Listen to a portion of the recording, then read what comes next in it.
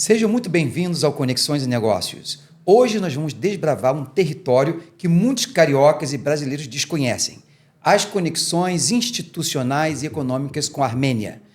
Você sabia que existe um comissário dedicado exclusivamente a cuidar dos interesses e da integração dessa comunidade no Rio?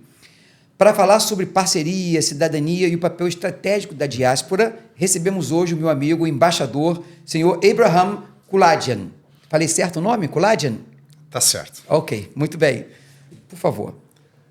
Boa tarde a todos, senhor Antônio. Agradeço imensamente esse convite para o seu podcast Conexões e Negócios. Além do podcast, ele é um enterprise de joint agency, que é muito interessante, que a gente conversou antes de que a gente começar. Inicialmente, gostaria só de dizer uma coisa: meu português é péssimo, então... Melhor do que o meu, me ajuda, por favor. Do que o meu armênio. E vou tentar ao máximo me expressar, caso alguém não entender alguma coisa, por gentileza. Sim, realmente eu sou comissário dos assuntos da diáspora da República da Armênia. Estou atuando aqui no Brasil, baseado no Rio de Janeiro. Como temos no Brasil armênio-descendentes brasileiros de descendência armênia, quase... São muitos, né? Tem estimativa entre 60 e 100 mil, mas eu acho que é mais do que 100 mil, porque leva em consideração as pessoas casadas com locais, italianos, outras nacionalidades, descendências, como é um país antiétnico, o Brasil, que todas assim, as descendências casam entre si e não tem essa ghettoization que o senhor mencionou antes do nosso podcast, que não existe isso e deixa as pessoas sempre vão ter essa sensação de origens. Todo mundo tem. Os italianos, por exemplo, são brasileiros de São Paulo, mas tu sente quando ele fala, sou descendência do Sicily. Sicília, que chama. E os libaneses, a mesma coisa. Os maronitas, os ortodoxos que chegaram aqui uns 100 anos, 70, 50 anos atrás, na minha imigração antiga, eles são brasileiros. Eles amam o Brasil, porque o Brasil é o produto dessas todas as nações. Essa miscigenação de várias nacionalidades e etnias que vieram para cá. Exatamente. E se integraram muito bem à comunidade local. Sim, exatamente.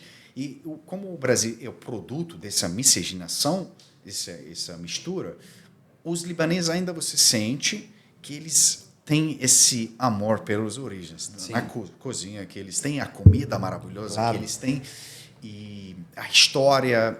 E você sente, isso é algo bom, que os armênios também têm, que os japoneses têm, o povo judaico, os afrodescendentes, e vai para frente nessa lista. Eu já quero começar, inclusive, com essa pergunta, senhor Abraham. O que faz exatamente um comissário, para assunto da diáspora? Né? E qual a relevância da comunidade armênia hoje no estado do Rio de Janeiro? Sim. Agora, temos que entender uma coisa. Geralmente, as representações da nação a representação oficial é a embaixada. Sempre vai ser. A embaixada que fica em Brasília e qualquer declaração oficial, qualquer assunto oficial é sempre da embaixada, de qualquer nação. Agora, tem consulados gerais, tem consulados honorários, como a gente conversou sobre a Finlândia, por exemplo, o nosso querido Chamoni. E tem os comissários dos assuntos da diáspora. Isso aí não existe na legislação brasileira, nem pela Convenção da Genebra, de 1973. Isso aí é um cargo criado, Commissioner for Diaspora Affairs, para as nações que têm grandes diáspora fora do país, como Armênia, como Líbano, como Israel, como... Índia, por exemplo, claro, eles não têm esses cargos, podem ter ou não, porque até esse podcast ficar ao vivo, porque hoje em dia tudo está mudando muito rápido e a gente não sabe o que pode acontecer. Mas em 2019, o primeiro-ministro da República da Armênia, com o parlamento, com o apoio do parlamento, criaram esse Alto Comissariado dos Assuntos da Diáspora, que é Ministério das Relações da Diáspora, ok? O que é uma diáspora? Porque muita gente tem dúvida sobre isso. Diáspora Eles confundem com algo religioso. Não é religioso. O religioso é um componente da identidade de qualquer povo. Nesse caso, o povo armênio, primeiro povo, primeira nação cristã no mundo, em 301, após o nascimento do Cristo, nosso Cristo, e o Império Romano aceitou o cristianismo em 381. Então, os armênios têm 80 anos, são mais antigos no cristianismo. Do que os romanos. Sim, do que os romanos. Então, a diáspora é um conjunto de comunidades com descendência de uma nação específica. Nesse caso, há descendentes armênios do Brasil, mas temos quase entre 10 e 14 milhões de armênios no mundo inteiro. Sim. Os top 3 são a Rússia, Estados Unidos, a França. Esses são os top 3. Temos a Argentina também, 250 mil, 300 mil. Brasil, entre 60 e 100 mil. E tem outras nações como Líbano, antigamente a Síria, depois da Guerra Civil, a maioria saíram. Tem agora uns 10 mil, mais ou menos. E no mundo inteiro temos diáspora. Você pode encontrar armênios no mundo inteiro. Até, por exemplo, recentemente, eu, pessoalmente, fiquei sabendo sobre isso. Nem sabia. Sabe o Belize? Ah, sim. Belize, conheço. Perto do México. Eu morei no México 20 anos. Não fui a Belize, né? Cheguei próximo. Sim. Mas eu sei que é um país que fala inglês. Sim. Central America. América Central, exatamente. Do lado da Guatemala, para quem não sabe. Perfeito. E Belize, nem eu sabia. Recentemente fiquei sabendo que lá tem uma cidade pequena, aldeia pequena, chamada Armênia, dentro do Belize. Of all places, de todos os lugares, no Belize. E por que foi criada com o nome Armênia? Porque imigrantes armênios chegaram para lá, construíram indústria, passaram o conhecimento que eles teve lá na época, e a aldeia foi chamada Armênia, como, por exemplo, uma cidade, grande cidade, não é pequena, na Colômbia, que é chamada Armênia. Também. Olha, senhora. Que casualidade. Armênia, cidade mesmo. Armênia, sim. Aqui no Rio de Janeiro temos... No também? Estado, sim, senhora. No estado do Rio de Janeiro, conhece a cidade de Três Rios? Conheço. Perfeito. Ao lado dela tem outra cidade pequena, chamada Comandante Levi Gasparian. Ah, sim. Comendador Levi Gasparian, que é o nome verdadeiro dele, Commander Levon Gasparian, em armênio. Levi Gasparian, eles falam aqui. E ele criou grande indústria lá, e a comunidade da Levi Gasparian chamou a cidade de Levi Gasparian. Mudou o nome. E tem estátua lá, com o nome dele, com a história. Eu fui recentemente no Instagram, não sei se o senhor viu, eu fiz uma visita para lá com a vereadora Bia Bogossian, que é descendente armênia também. Também. Sim. Ela é vereadora do Rio ou de Três Rios. De Três Rios. Três Rios. Ah, sim. De Três Rios, e foi lá e conheci o prefeito de lá. Ele me recebeu muito bem, conversamos. Que engraçado. E explicou a história, como esse armênio teve esse grande impacto na cidade, e chamaram a cidade em nome de um armênio. Olha, que aqui bacana. No Rio de Janeiro. Então, já que você falou sobre isso, eu, quando estava no governo de Duque de Caxias, né, responsável pela paradiplomacia, pela internacionalização, nós recebemos uma demanda da Embaixada da Eslovênia. A embaixadora veio aqui querendo visitar Duque de Caxias, porque havia um expatriado, né, da Eslovênia, que morou muitos anos aqui em Duque de Caxias, criou família, e também ele construiu uma escola, naquela época lá atrás, né, Anton Dvořák. Essa escola existe até hoje, ela foi doada para o governo, virou uma escola municipal, em Jardim Primavera, no bairro Jardim Primavera, que existe até hoje. Em Duque de Caxias, existe até hoje. Tem a casa que ele deixou, no estilo de construção da Eslovênia, e que virou um centro cultural. Conheço os familiares, conheci todos eles, porque fizemos uma recepção aqui, a embaixadora. Ela trouxe também alguns congressistas que acompanharam uma visita, e a escola fez uma linda homenagem, né, contando a história deles. Todo mundo ficou muito emocionado, emotivo, porque é uma história muito bonita de superação. Também chegaram aqui numa época muito difícil, né? Eles não tinham nada e construíram escolas, muita coisa naquela comunidade. Imigrantes da Eslovênia? Da Eslovênia. Aqui no Rio? Aqui em Duque de Caxias. Que eu não sabia, isso que eu estou falando. Então, assim, se a gente começar pelo Brasil ser uma miscigenação de várias raças, né, coisas como essa, como você disse, cidades com o nome de Armênia, Levi Gasparian, que está aqui do lado, pertinho da gente, em homenagem a um ex-cidadão armênio que esteve aqui, que fez a diferença, que levou, obviamente, a ser homenageado, né? A eles derem o nome da cidade com o nome dele. Sim. Isso é algo maravilhoso. E como é que a embaixada enxerga isso, Abraham? Realmente, senhor Antônio, você tocou em um assunto muito importante. Temos tempo também para falar. Por favor, fique à vontade. Aqui, você mencionou algo muito importante, sabe? Essa miscigenação. Tem a mentira no mundo que tem, assim, raças 100% puras, etnias que eu não acredito. Sim. Por exemplo, um exemplo muito que me chocou, eu fiquei chocado com isso, o Japão, por exemplo. Sim. De onde você acha as origens do povo japonês? Japonês, né? Monoétnico, uma nação monoétnica, sempre conhecida. Máximo respeito para a nação japonesa, que eu admiro muito. Sim. No sentido bom da cultura, história, comida, tudo que eles têm. Mas de onde o senhor acha que as origens são? Olha, eu acredito que eles têm esse povo asiático, eles têm características físicas em comum, né? O coreano, o chinês, a própria China, que eu já fui algumas vezes, é um país também multiétnico, né? São várias etnias, tanto que eles, né, tem várias línguas que eles falam ali dentro, sendo duas oficiais, que é o mandarim, né? E a outra é o cantonês. O cantonês, né? Então, assim, e eles conseguiram ao longo dos, né, porque é uma sociedade milenar, como a Índia, né, conseguiram criar uma identidade própria de uma nação, né, com uma cultura ampla. Eu imagino que eles têm características parecidas, compartilham, até mesmo no mesmo idioma, né, tem o kanji no japonês, já que você falou do japonês, né, lá eles, a escrita deles em 3 formas. Você tem o kanji, hiragana e o katakana. O kanji é de origem chinesa. Então, eu imagino que, de alguma forma, eles estejam associados. Excelente, você explicou muito bem. Na verdade, eu vou dar a resposta simples, que a maioria dos japoneses atuais, pelos historiadores de pesquisa científica, que eles são descendentes da Península Coreana, porque o Japão teve o próprio povo, os indígenas japoneses, que depois da chegada dos...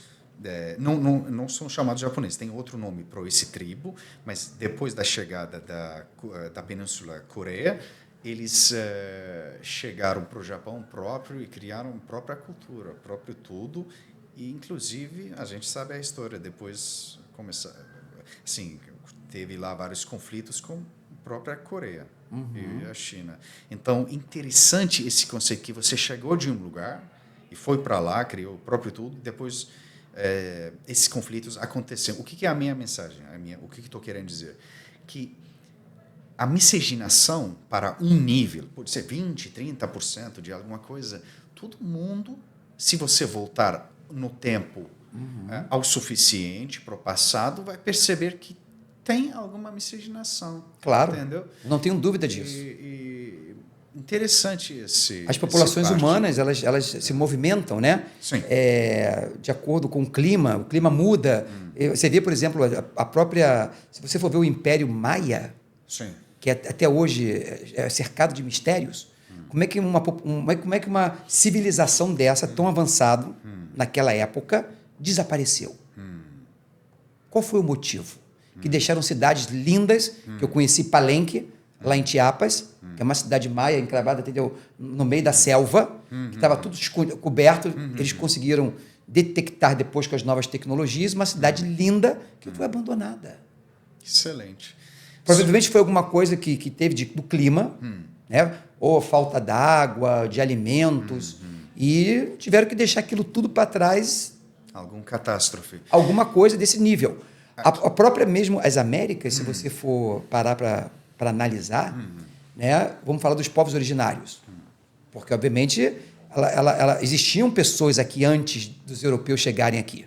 Claro. Obviamente. Aqui no Brasil, vocês nas Amazônias Não, fizeram... nas Américas. Sim, mas na Amazônia brasileira fizeram imagens com LiDAR, que chama LiDAR, sim, que sim, de laser, utilizing, de laser, projeção de laser dos aviões, descobriram cidades inteiras. Engolidas pela selva, que chama jungle. Sim. Selva da Amazônia tropical.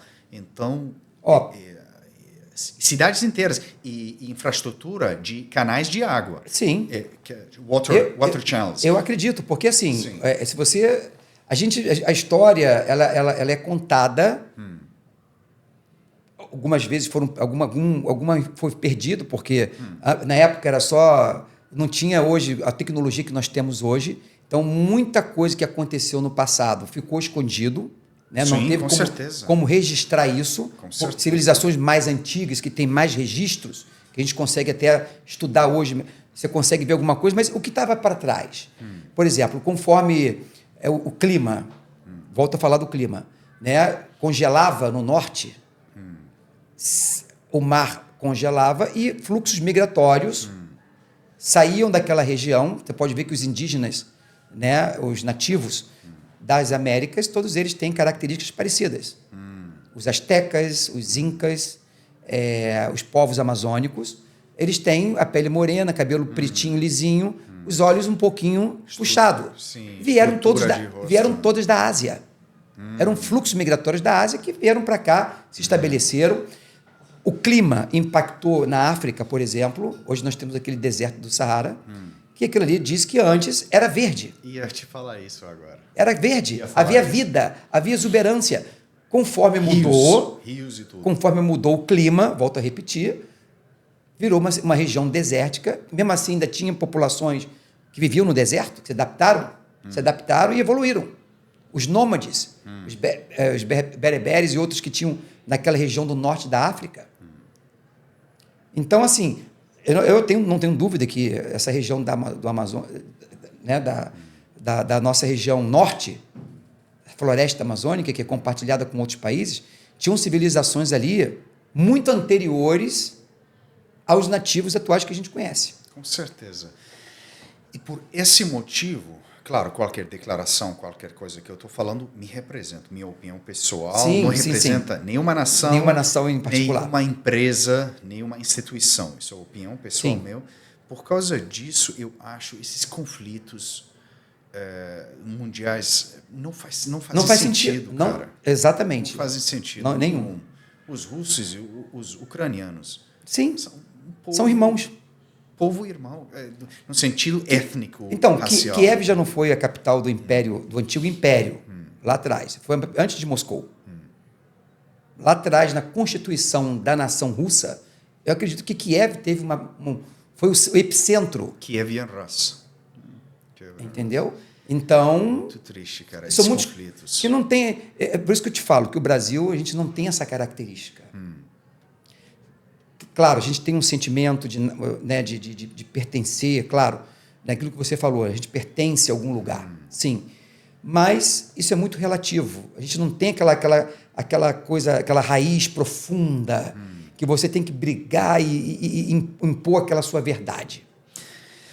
Eu concordo contigo parcialmente no sentido de realmente temos que pertencer a alguma identidade, claro, uma hierarquia, um lugar para poder ter estrutura e como essa estrutura poder defender as suas fronteiras e saber quem você é.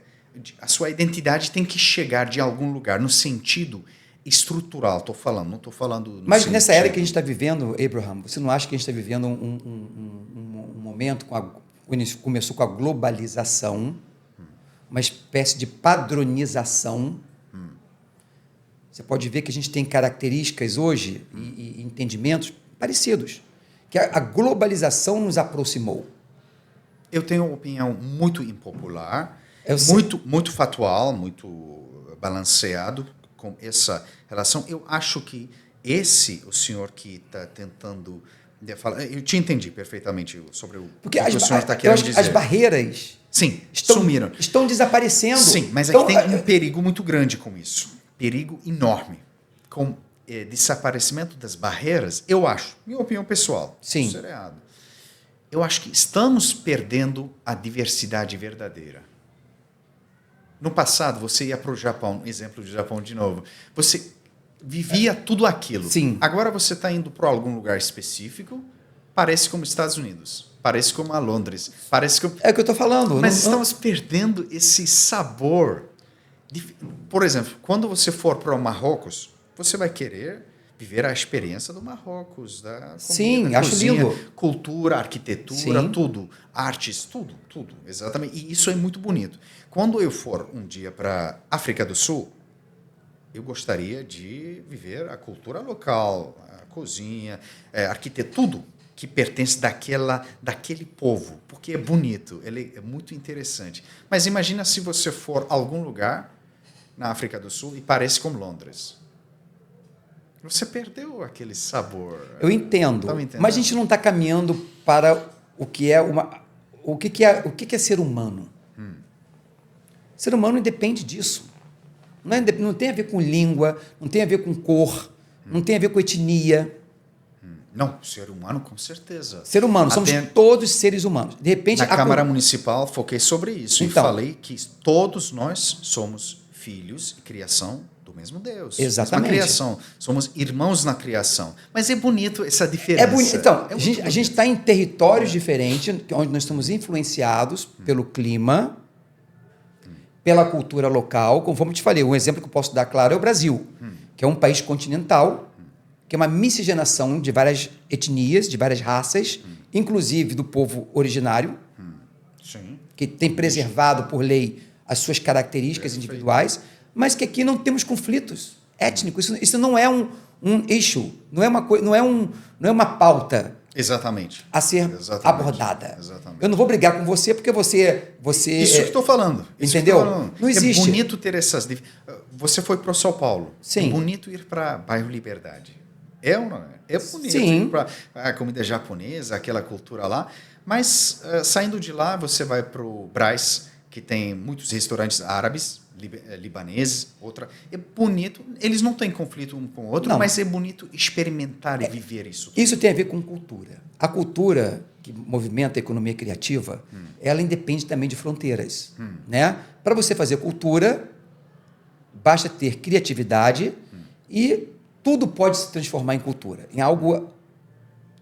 Porque a cultura, cara, ela transforma, é igual a educação. Ela transforma vidas, ela transforma as pessoas, ela claro, tem as suas características individuais que você vai imprimir naquela cultura, né, de acordo com a sua bagagem individual, aquilo que você viveu, aquilo que você experimentou. A sua perspectiva sobre a vida. E você vai projetando aquilo que faz parte de uma criação. Entendeu? Acho que isso aí não... Mas, assim, é algo complexo, eu entendo. Né? Eu acho que a gente está vivendo uma geopolítica hoje muito... Infelizmente. Muito estranha. Né? Tudo aquilo que a gente conhecia como regras, direito internacional... Arquitetura de segurança internacional. Tudo está sendo destruído. Está sendo colocado abaixo. Não sei exatamente para onde nós estamos caminhando. Qual é o trendy? Qual é a tendência que isso está nos levando? Por causa disso, o governo armênio, agora, como a gente mencionou isso, interessante, isso chegou no tempo certo para falar, o governo armênio governo e povo armênio está e já caminharam com o caminho do paz, direção da paz para estabelecer paz com as nações de vizinhança.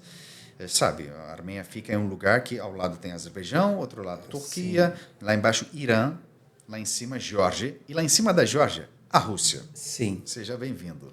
Entendeu? Então, um lugar nos Cáucasos que é um lugar muito interessante para estudar, inclusive para os brasileiros, por vários motivos conhecer a Armênia. O povo armênio e o governo armênio sempre trabalharam nos últimos anos para realmente construir paz. Inclusive, receberam prêmios lá nos Emirados Árabes sobre esse tratado futuro do paz.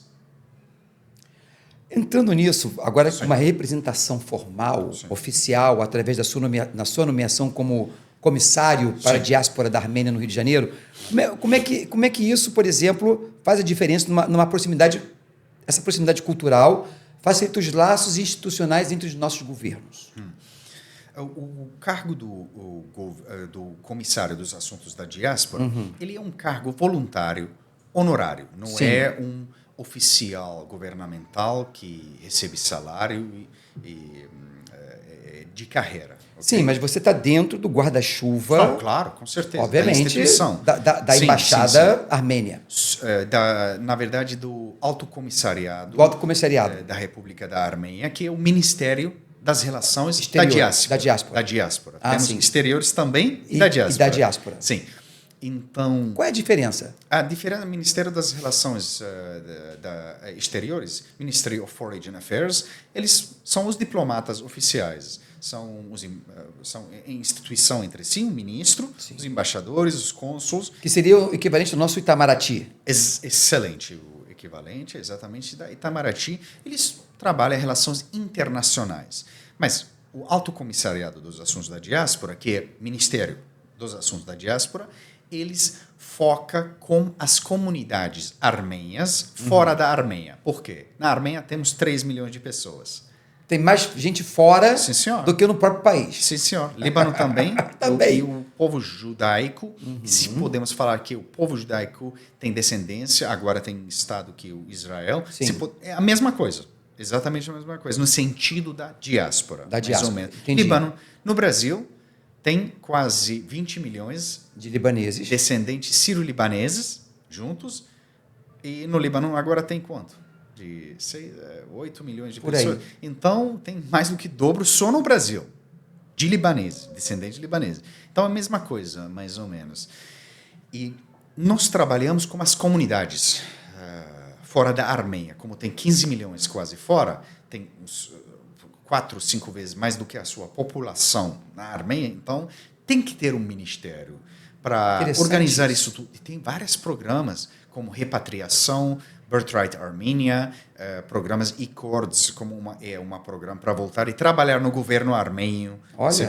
Assim, e vários programas para o Kail Tebidun, um passo à direção da casa, que é para as crianças, com a permissão da família, claro, para voltar a fazer um summer camp, que a gente chama mais ou menos, para viver lá e experimentar a vida, experienciar a vida mais. E a Armênia é das nações, não é só porque eu sou descendente armênio, pode pesquisar isso pela inteligência artificial, é um dos países mais seguros no mundo. Mulher, homem, tudo, criança, pode andar na rua qualquer hora, se você quiser. A segurança é coletiva lá. Lá tem um conceito entre os armênios que um homem entende o outro sem falar com ele. Se tiver mulheres na rua, um vai proteger o outro, no sentido bom da palavra. As nossas ruas são muito limpas, muito organizadas, segurança absoluta. E se torna isso uma destinação muito importante para o povo brasileiro, que é a maior nação católica, cristã católica no mundo. Correto. Eu acho que mais ou menos 200 milhões e poucos, 220 milhões de população, mas os católicos 170.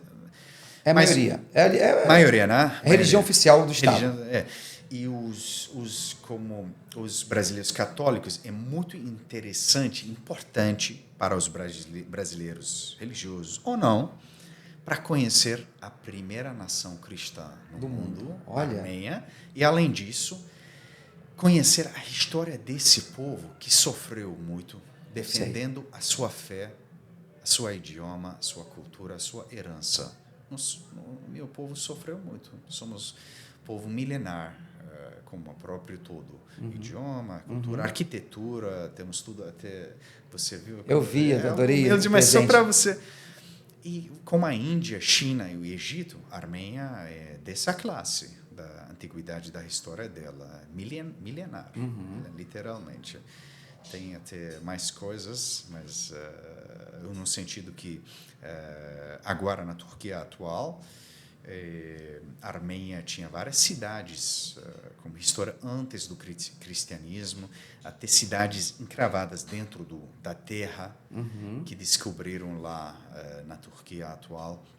E para a gente, símbolos muito importantes são o Arca de Noé, Noah's Ark, Biblical Story, e também o Monte Ararat, que... Vou falar sobre isso daqui a pouco. Sim. Eu quero, assim, Abraham, olhando para o cenário atual, a Armênia tem se destacado, né, como um polo de tecnologia e logística, parecido com o Duque de Caxias, né, lá no Cáucaso. Quais setores você enxerga, por exemplo, como as mais promissoras para parcerias com as empresas fluminenses? Sim, empresas fluminenses... Fluminense sabe que é o estado, né? Sim. Carioca é só a capital. Sim. A Armênia apresenta realmente um polo logístico muito importante, especialmente para os brasileiros, eu diria para a nação brasileira em si, empresas, tudo. Por quê? Porque o Brasil é uma hegemonia na diplomacia. O Brasil consegue conversar com todo mundo. O povo brasileiro é muito receptivo, são muito amigos, são muito calorosos. E também, você não vai a qualquer lugar no mundo com qualquer passaporte. Mas com o passaporte brasileiro, você entra nos Estados Unidos, e entra a China, e a Rússia. Sem problemas. Todos os extremos. Os outros porque a gente não gosta de brigar.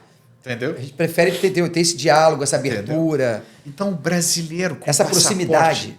Exatamente. Eu falei isso na Câmara Municipal também, reitero isso de novo aqui, que o povo brasileiro, povo carismático, mas além disso, é o único povo, quase, que não tem problema com ninguém, meu amigo. Não tem. Então, isso aí é uma hegemonia diplomática. Essa sua hegemonia diplomática, como os outros variáveis e componentes que você tem, como produção de energia do petróleo, a gente mencionou, a refinaria no Duque de Caxias, no estado do Rio de Janeiro produz 89% do todo petróleo do Brasil. Então, vocês não são uma cidade ou um estado, vocês são uma nação dentro de outra nação. Rio de Janeiro, com 21 milhões de pessoas, capital antiga do Brasil, centros históricos, culturais, energia, alimentação, comércio, turismo. Quando eu falo isso sempre para os meus amigos, quando a gente fala Brasil... Pensa logo Rio de Janeiro. O que você pensa logo? Rio de Janeiro. Cristo Redentor. Cristo Redentor, Copacabana, samba. Vou te falar outro fato, você mencionar nomes. Todos os armênios brasileiros que eu conheço, maioria, sim, tem fascinação com o Rio de Janeiro, e especialmente os armênios que chegaram de fora, como imigrantes para cá, tem imigração nova também. De São Paulo e Brasília, foto de perfil do Instagram dessas pessoas, mesmo morando no São Paulo, ele atrás Cristo Redentor. Visitaram o Rio de Janeiro, tiraram e virou foto de perfil. E o símbolo emblemático do Brasil. Do Brasil. Sem dúvida. E com isso, o Brasil projeta muita força no mundo. As pessoas chamam soft power, eu vou chamar power porque você está tentando influenciar alguma coisa. Eu diria soft diplomacy. O soft diplomacy que o brasileiro tem. Cara, o brasileiro é amado no mundo inteiro. Aonde você for, Emirados, eu fui para o Dubai 7 vezes. Vários lugares que você só apresentar passaporte brasileiro na entrada, sabe? O controle que eles... Sim. Rapaz, estou falando na língua informal, mas com passaporte brasileiro você está muito bem-vindo, entendeu? E, inclusive, na Armênia, o povo fica fascinado. Você é do Brasil? Você é da comunidade armênia do Brasil? Como é que é lá? Como é que é a vida? Tudo é um lugar exótico.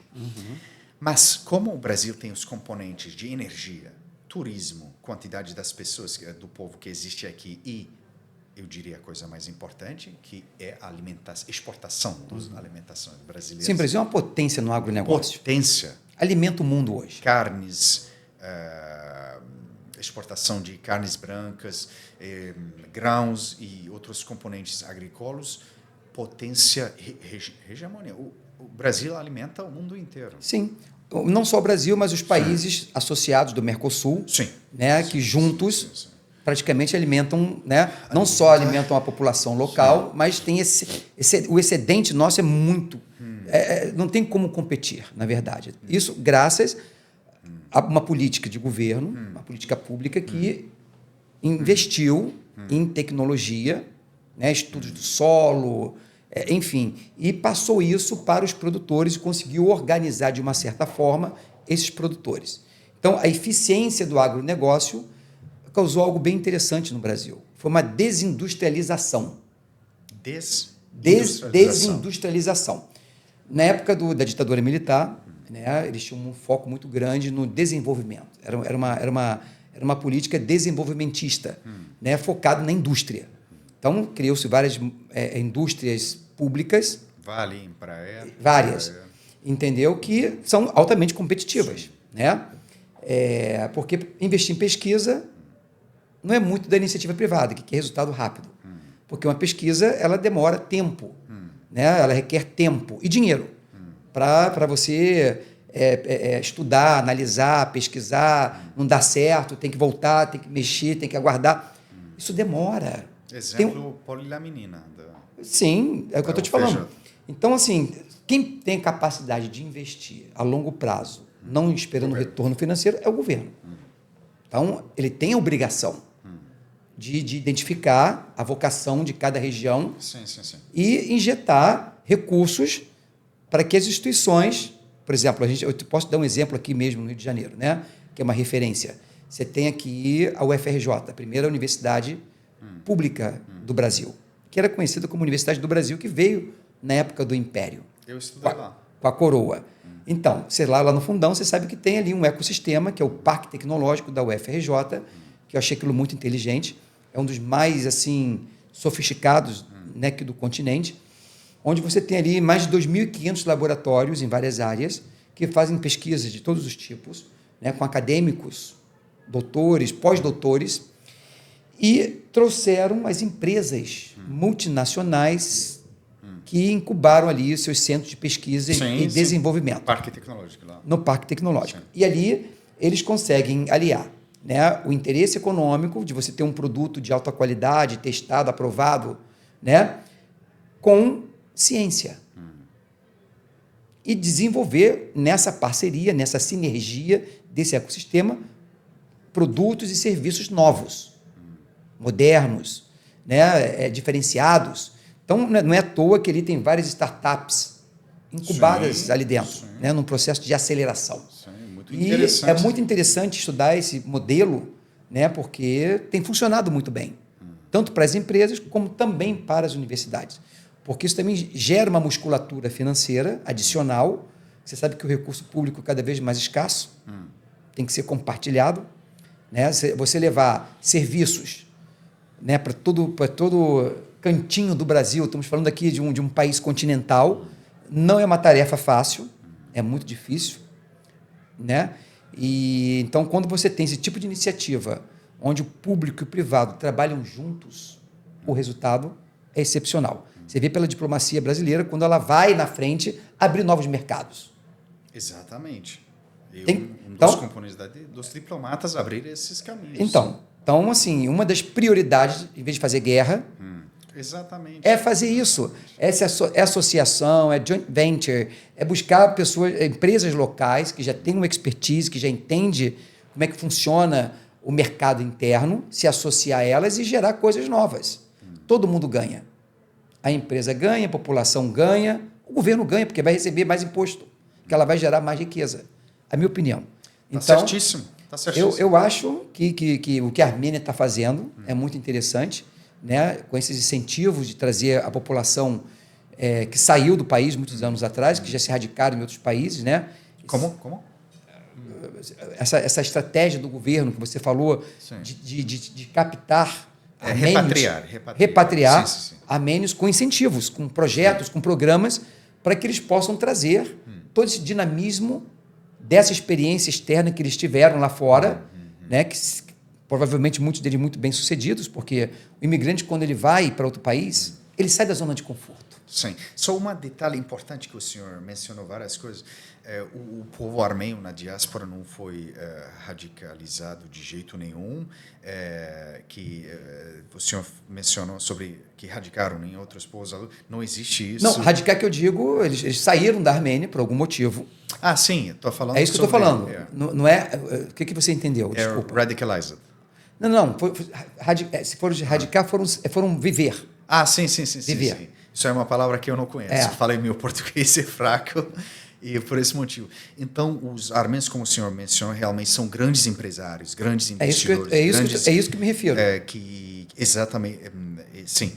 E no Brasil, especialmente, são grandes empresários na área da indústria de plástico, calçados, comércio, financeiros, bancos e outras áreas também relacionadas à gastronomia. Me desculpa, eu te malinterpretei, então. Não, tudo bem. O erro é meu. Então, o senhor mencionou uma coisa sobre as ciências também, na UFRJ, esses lugares, essas instituições acadêmicas. Tem um fato muito interessante. Em São Paulo, a USP, o reitor da USP, foi descendente armênio. Na verdade, nascido na Turquia, o senhor Dr. Vahan Agopyan, que ele depois, agora é o secretário da Inovação e Tecnologia do Estado paulista, do Estado de São Paulo. Dr. Vahan Agopyan. Tudo que tem Yan no final é armênio. É armênio, igual o seu. Então, eu queria te perguntar, Abraham, como é que a diáspora pode atuar como facilitadora de investimentos, por exemplo? Sim. Existe algum incentivo para o empresariado fluminense que deseja olhar para o mercado armênio como porta de entrada para o Cáucaso? Perfeito. Isso que a gente estava conversando sobre isso, que eu saí do assunto, porque estava falando sobre a diplomacia brasileira para chegar nesse ponto. Sim. O que eu queria dizer? Que é muito fácil para o brasileiro, para o povo brasileiro, chegar e implementar esses investimentos lá. Por quê? A Armênia pode servir como um ponto importantíssimo, ponto importante logístico lá na área. Por quê? Ao seu lado esquerdo tem Turquia, 90 milhões de pessoas. Ao lado direito tem Azerbaijão, 10 milhões. Lá embaixo tem Irã, 90 milhões, mais ou menos. E lá em cima, Geórgia e os mercados já está começando a entrar na Federação Russa. Agora, em total, você vai contar um mercado de 350, se quiser 400, se subir um pouco para as outras direções, milhões de pessoas. Um mercado considerável e é um mercado que as empresas brasileiras podem entrar com força pela competitividade do custo de produção e a venda brasileira. Por quê? As empresas americanas têm custos altíssimos. As europeias têm custos mais altos ainda, no sentido bom da palavra.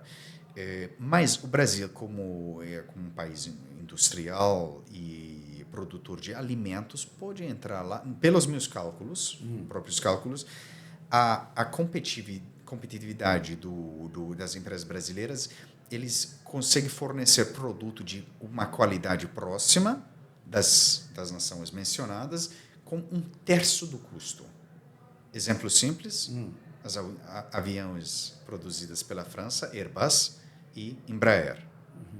Embraer, os custos são muito mais competitivos em relação dos franceses e as outras.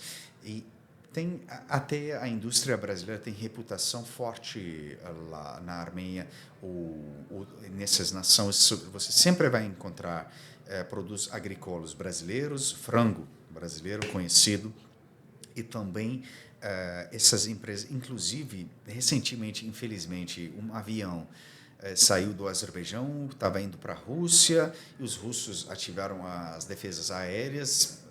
Tive uma confusão nessa situação em relação da Ucrânia, porque tem conflito ativo lá. Sim. E, infelizmente, atacaram um avião da Embraer brasileira vendida para o Azerbaijão. E esse avião aguentou e fez volta e ficou lá no Turcomenistão.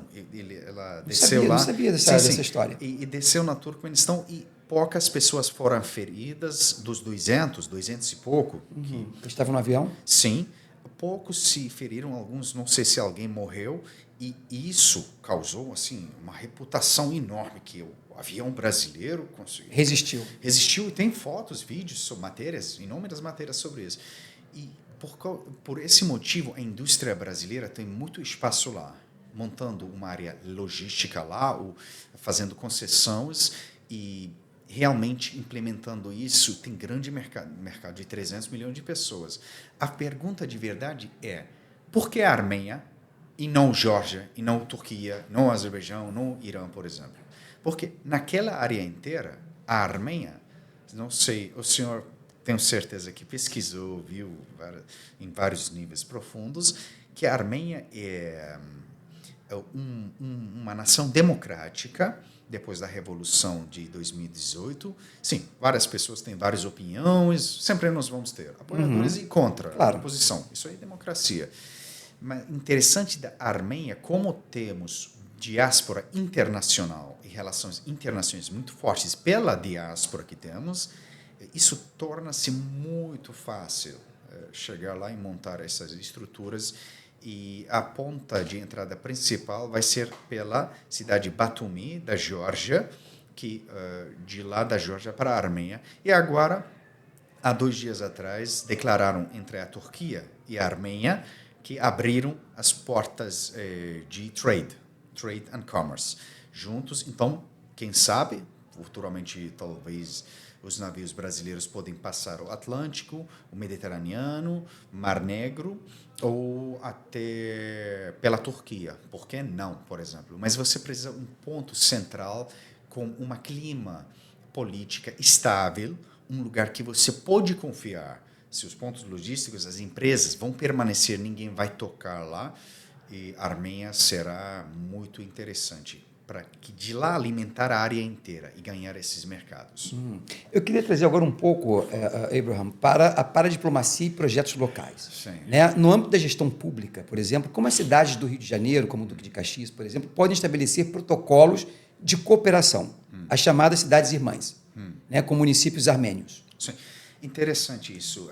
Você tocou sobre um ponto muito importante, porque como, por exemplo, o Duque de Caxias, conhecido como o senhor mencionou, como ponto importante para refinar o petróleo aqui do estado do Rio de Janeiro, tem uma coisa importante, como as empresas brasileiras elas são fora do OPEC, Organização Internacional do Petróleo, que decide o preço de petróleo internacionalmente. Como o Brasil está fora do OPEC? Da OPEP. OPEP. Era OPEC, virou OPEP, né? Mudaram o nome. Mas a Arábia Saudita agora já saiu, também não quer mais participar disso. A Arábia Saudita. Emirados Árabes. Emirados Árabes. Não quis mais participar. Por conta desse conflito agora com o Irã, essa confusão toda que está acontecendo lá. Aqui nós temos, né, você sabe, depois do pré-sal, né, o país hoje que mais cresce na América, aliás, no mundo, está aqui do lado, que é a Guiana, né, que foi uma... antiga Guiana inglesa. Guiana francesa? Não, a Guiana inglesa. A francesa continua pertencendo à França. Sim. Nós temos fronteira com a França. Sim. É algo inédito. O Brasil tem fronteira com a França. Né? E é a Guiana, que hoje, sei lá, um crescimento por conta de petróleo que foi descoberto naquela área. Temos a própria Venezuela, que é uma grande potência petroleira, que está numa situação também bem delicada no momento, mas o Brasil é uma potência energética. Né? Não é só esse tipo de energia que nós temos. Né? Aqui você sabe que nós temos 85% da nossa matriz energética é completamente verde, é limpa. A energia está falando sobre hidroelétricas. Estou falando das hidrelétricas, estou falando da eólicas, estou falando da energia solar. Sim. Aqui nós temos uma gama de possibilidade energética que também hoje, para esse processo de transição energética que o mundo está vivendo, o Brasil vai ter um papel bem importante nessa área. Mas, voltando para essa questão da paradiplomacia, o senhor tem algum projeto em pauta para aproximar as universidades, conforme eu falei antes, e os centros tecnológicos de ambos os países? Sim. Isso é um assunto muito interessante. Posso só continuar aquele parte que o senhor perguntou para eu te responder isso depois? Sim. Por gentileza, porque o senhor mencionou, estava continuando com uma resposta, que como o Brasil é fora do OPEP, que o senhor mencionou, tem um detalhe muito importante que as nações, não só a Armênia, estou falando todas as nações que precisam importar energia, pode ter essas parcerias importantes como o Brasil, porque para diversificar a sua segurança energética. Porque se você está dependendo de uma nação para importar a sua energia, você hoje está bem com essa nação, mas amanhã pode não estar bem, como estamos percebendo no mundo inteiro. Não vou dar exemplos, não vou mencionar nomes, mas o Brasil pode ser um jogador muito importante nesse assunto para ser o terceiro país, no sentido que nem país A, nem país B, nem direita, nem esquerda.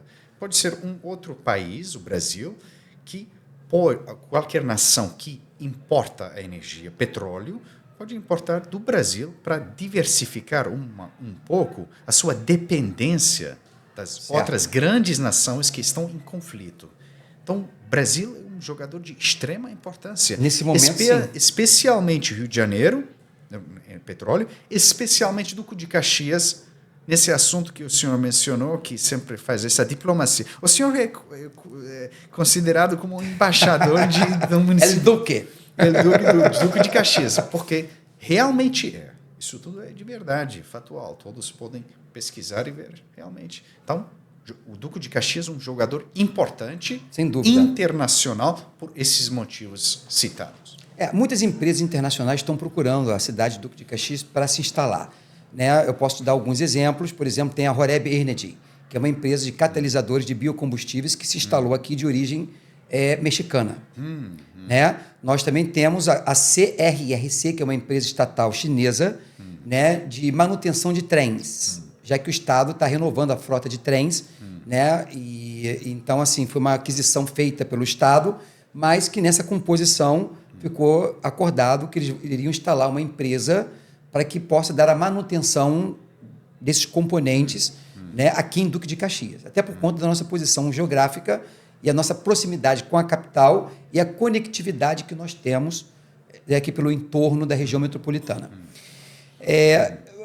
Embaixador, eu estou tendo muita gente querendo participar desse nosso bate-papo. Né? A minha produção está me dizendo aqui que está tendo uma enxurrada de perguntas. Claro. Como nós estamos com o tempo já bem apertado, eu gostaria de abrir esse espaço. Né? Vou pedir aqui o Walter para fazer 2 perguntas, Walter, tá? De pessoas que estão nos acompanhando nesse momento, para o nosso convidado aqui. Por gentileza, peço que o senhor responda aqui para essas câmeras. Né? Claro. Eu vou abrir, então, a primeira pergunta. Walter, por favor. Perfeitamente, Antônio. Vamos lá. A primeira pergunta, ela surge da Lisiane Almeida, que mora na Urca. Ela deseja saber quais são os maiores desafios que um povo enfrenta logo nos primeiros momentos ao se recolocar em outra cultura. Boa. É uma pergunta muito profunda. Como é que é o nome dela? Lisiane Almeida. Lisiane Almeida da Urca. Lisiane. Querida Lisiane, você perguntou uma pergunta muito importante, muito profunda, eu senti na pele, Sim. Na verdade. A sua pergunta tem várias camadas, mas vou te responder assim. No caso do povo brasileiro, você não vai ter muito atrito, porque o povo brasileiro é um povo muito receptivo, muito amigo, muito caloroso. Um povo não vai te julgar pela sua etnia, suas origens. Isso. O povo vai te aceitar, vai trabalhar contigo, você vai fazer parte e vai ter continuidade aqui, graças à cultura brasileira, graças a vocês. Por esse motivo, eu profundamente, realmente, eu agradeço essa grande nação, esse grande povo, que eu amo muito, eu respeito muito esse povo. Mas se fosse em outra nação, outras nações, sem mencionar nomes, para não dá problema, que a gente sabe que... Além da problema, porque de qualquer nação vai ter o lado que aceita que são, o outro lado que não. Se fosse outro lugar, realmente pode sentir muito, vai sentir muito isso, pelo seu sotaque, pelas suas origens, onde nasceu. Você não escolhe onde você nasce, meu amigo. Claro. Ninguém escolhe. Você pode ser nascido no Líbano ou Vietnã. Falei sobre isso na Câmara Municipal. Sim.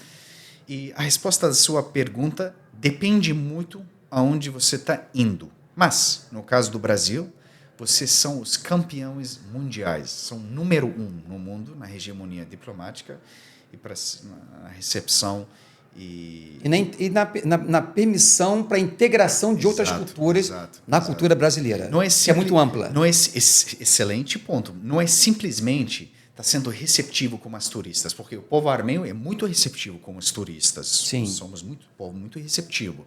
Mas brasileiro também vai te receber, mas vai integrar e vai ter continuidade aqui. Ele quer que você participe, ele já vai te entregar logo o CPF. Sim, senhor. Vamos para a próxima pergunta, Walter.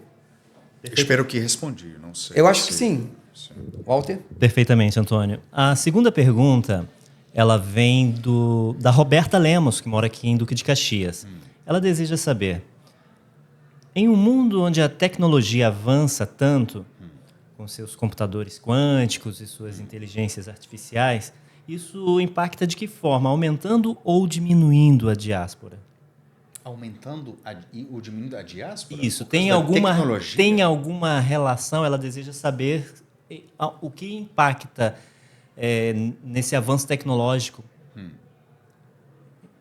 em relação porque a tecnologia, aquilo que a gente já conversou antes, ela aproxima as pessoas, né? Porque hoje em dia, qualquer um tem um smartphone, faz uma ligação de vídeo. Não é como antigamente. Por exemplo, eu saí do Brasil com 18 anos de idade, fui morar no México. Naquela época, em 1985, não tinha internet. Excelente. Você tinha uma ligação telefônica, era caríssima naquela época.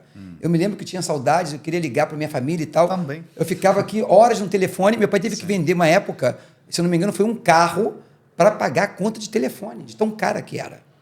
Então, era por minuto, né? Lembra? Era uma coisa assim, entendeu? Não tinha... Era muito mais difícil por conta do estágio de evolução que nós estávamos. Excelente. Eu entendi a pergunta dela perfeitamente. Muito inteligente. Qual é o nome dela? Por gentileza. Roberta. Daqui de Duque de Caxias. Roberta, você está de parabéns, hein? Está representando muito bem o nosso povo. Uma pergunta muito técnica, na verdade. Sim. Eu vou responder ela. Querida Roberta, eu entendi a sua pergunta. Na verdade, a resposta é que a diáspora diminui, na minha opinião pessoal, por causa da tecnologia. Por quê? Porque antigamente um armênio precisava emigrar e sair da nação para chegar e trabalhar nos Emirados Árabes, Estados Unidos, Canadá, Brasil, Argentina. Precisava sair da sua própria nação. Hoje em dia, não. Ele pode estar sentado na Armênia, pode trabalhar para os Emirados Árabes, sabendo falar inglês, tudo online e home office. Sim. E ganha em dólares. Pronto. Então, ele não precisa... Inclusive, aconteceu comigo quando eu fui para a Armênia para visitar com alguns trabalhos lá. Eu trabalho no setor de investimentos também. E quando eu estava lá na Armênia, do meu quarto do hotel, eu estava trabalhando para o Brasil no setor de investimento online, de lá. E tem muitos que repatriaram, conheço pessoalmente, que vivem na Armênia própria, por vários motivos, vantagens que tem lá, e trabalha para o Brasil. Home office, trabalha para os Estados Unidos, Emirados Árabes, França. Então, a diáspora diminui. Eu tenho um exemplo também em casa. Minha filha, tem uma filha mexicana, né, de 34 anos. Ela é nômade digital. Né, ela resolveu vir morar aqui perto do pai, né? Está morando em Copacabana. E trabalha para uma empresa norte-americana de tecnologia, home office. Entendeu? Ela pode morar em qualquer lugar. Não tem mais barreira. Não existe mais fronteira para ela. Barreira física. Não tem. Até os brasileiros que geralmente vão para Orlando, que trabalham lá, estão fazendo isso. Normalmente, os governos estão até fazendo política em cima disso, para atrair nômades digitais, oferecendo vantagens competitivas, qualidade de vida. Digital nomads. Para que possam vir, porque eles vão gastar o dinheiro aqui que eles ganham em dólares. Curitiba é um campeão nisso. Rio de Janeiro também. É muito forte nisso. Sim. Zona Sul, especificamente. Mas eu acho que está respondido, então. Eu queria entrar agora num bloco que eu gosto muito, que é o ping-pong, né? Respostas rápidas. Por favor. O objetivo aqui é uma dinâmica, bate-bola, né? Sem grandes explicações. Eu falo começa uma frase e você conclui. Vou tentar. Tá. Vou tentar. Um símbolo da resiliência armênia. Símbolo da resiliência armênia? Sim. A sua fé. Boa, boa. O Monte Ararat, para o senhor, significa? Símbolo emblemático, histórico.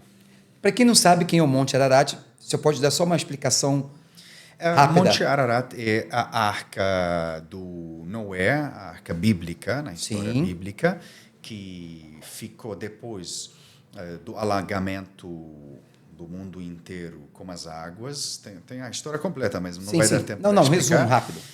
É o lugar onde a Arca de Noé foi parar. A Arca de Noé foi parar lá e tem simbolismo, sim, para os armênios, mas eu diria para todos os cristãos. Verdade. Eu diria, mas sim. Então, Monte Ararat, a gente vê do Yerevan, do capital, você vai ver, está na frente de você, e espero que seja um símbolo de paz nos Cáucasos, entre todas as nações lá. Boa. Que têm fronteiras. Porque, meu amigo, só com paz tem prosperidade. Sem dúvida nenhuma. Conflito, eu acredito guerra, nisso. Não vai levar para lugar nenhum. Só para destruição. Só vai levar para destruição, sofrimento. Sim. Eu senti no meu pele isso. Sim. Qual é o segredo do sucesso do empreendedor armênio no Rio de Janeiro? Você pode falar isso? Segredo? O maior segredo, o segredo do sucesso do empreendedor armênio aqui no Rio. Para ter vida digna, para viver com dignidade. Porque a história do meu povo, como eles, depois do genocídio armênio de 1915, que a gente fez um evento, inclusive, na Câmara Municipal do Rio de Janeiro, nossos queridos vereadores Pedro Duarte e Marcos Dias nos receberam muito bem, e foi um evento de grande sucesso. O segredo é quando você começa do zero, como refugiado, como imigrante, como uma pessoa que chegou do navio no início do século XX para cá, para essa grande terra brasileira. Até tem uma história muito bonita que os armênios que chegaram para cá, inicialmente para o Rio de Janeiro, do Rio de Janeiro para o São Paulo, o que aconteceu? Como eles não sabiam falar português, como eles, o povo que fugiu daquela massacre, daquele genocídio, recomeçaram aqui do zero. Como eles não sabiam falar português, o que eles fizeram? Eles trabalhavam nas próprias mãos produzindo calçados. E para você produzir um calçado, um sapato ou qualquer coisa desse tipo, você não precisa falar português. Você pode produzir e depois mostrar para o outro português europeu, o cliente vai colocar um custo e vai vender. Então, o empreendedorismo nasceu da necessidade de sobrevivência e viver vida digna. O povo armênio, o povo libanês e vários povos, inclusive, mas eles têm, o povo judaico também, essa resiliência. Tem essa mentalidade muito entrepreneurial, empreendedorismo inovativo para fazer algo para acontecer, para viver vida digna. Eu diria que todos os povos querem isso. Nenhum povo quer viver vida indigna, sabe? Verdade. Todos querem isso. Uma personalidade armênia que o mundo precisa admirar. Uma personalidade armênia que o mundo precisa admirar. Admirar. Eu diria... Pode ser um artista, pode ser, não sei, uma personalidade armênia. Posso falar dois? Um internacional, outro brasileiro? Pode. Perfeito. Internacionalmente, eu diria Charles Aznavour. Charles Aznavour, da França, o grande compositor e cantor, músico armênio-francês, que com a música dele levou para a diplomacia mundial, para todos nós juntamos, amando a música dele, independente das fronteiras, raças, etnias, religiões, Charles Aznavour. Inclusive, não só pela música dele, quando ele conseguiu grandes sucessos financeiros, ele foi grande filântropo que reconstruiu a cidade armênia, que é chamada Gyumri, que sofreu o terremoto terrível que morreram centenas de mil de pessoas. Um evento trágico da nossa história armênia. Então, ele é uma grande potência, Charles Aznavour, com a música dele, com a filantropia dele e com a diplomacia internacional que ele teve. Isso é internacional. No Brasil, tivemos a brasileira, descendente armênia, Araci Balabanian. Araci Balabanian, claro. A grande dona armênia, foi com muito a arte dela, com muito as querida. risadas que ela deu. E imagina você descendente português e espanhol, eu acho. Português e libanês. Português e libanês, muito Sim. interessante. Não sabia. O senhor mencionou, eu acho. Foi. E imagina você, descendente português e libanês, está assistindo Dona Armenha e está dando risadas, e outros povos também assistindo a mesma personalidade. Então, é uma força unifying power, é uma força que unifica as pessoas. O Rio de Janeiro em uma palavra para você. Uma palavra? É. Porque é difícil de escrever uma palavra. Rio de Janeiro. Todo mundo fala cidade maravilhosa, essas coisas. Não quero falar algo genérico que Sim. todos nós conhecemos. O Rio de Janeiro, símbolo. Boa. Eu diria símbolo emblemático do Brasil. do Brasil. Rio de Janeiro. Com certeza absoluta. Bom, Abraham, infelizmente já estamos chegando ao fim de mais um episódio aqui do Conexões de Negócios. Hoje nós conseguimos entender que a distância geográfica entre o Rio e Yerevan é curta, perto da força dessa conexão cultural e econômica. Meu querido amigo, Abraham, obrigado por nos mostrar o potencial da Armênia. Para você que nos ouve, as fronteiras só existem para quem não tem informações. Eu sou o Antônio Júnior e este foi o Conexões de Negócios de hoje. Abraham, o espaço é seu para as considerações finais. Muito obrigado, querido. Realmente agradeço esse convite, esse trabalho que estão fazendo. O senhor sempre está aí presente nos eventos internacionais, qualquer lugar na Câmara e qualquer lugar que você agrega valor e constrói relações com as pessoas. Eu agradeço imensamente pelo trabalho do senhor. E palavras finais são, de novo, vou reiterar o que eu sempre penso ou falo, que esses conflitos internacionais e nacionais, locais, é algo improdutivo, leva a lugar nenhum, só causa sofrimento e tristeza. Eu sei que é algo genérico, mas vou repetir, conviver junto, prosperar, fazer negócios, crescer, investir, trabalhar, fazer amizades, curtir essa vida curta, esses momentos que hoje existe, mas amanhã não existe, é a coisa mais importante que podemos valorizar hoje e agradecer por tudo que temos nessa vida.